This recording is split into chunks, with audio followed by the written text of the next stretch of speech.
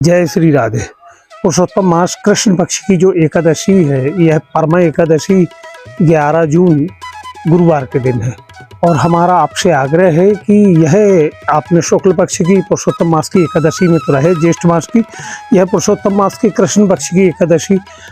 इसमें भी आपको बड़े भाव के साथ में श्री हरि नारायण का पूजन अर्चन करना है। इस एकादशी का क्या फल है, क्या महत्व है और क्या इस एकादशी के व्रत धारण करने से, पूजन करने से आपके जीवन में प्रभाव आएगा। तो जैसा कि एकादशी की कथा में वर्णन आता है कि इस एकादशी व्रत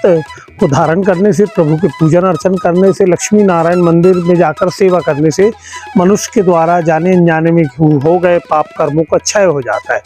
और जो मनुष्य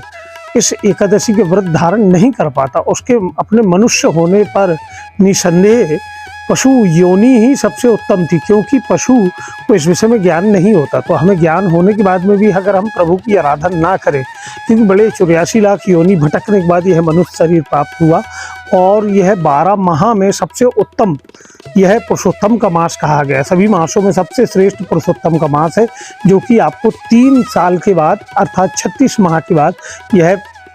पुरुषोत्तमी एकादशी आपको वापिस बाद में प्राप्त होगी। तो यह परमा एकादशी के दिन बड़े भाव के साथ में प्रातः की बेला में आप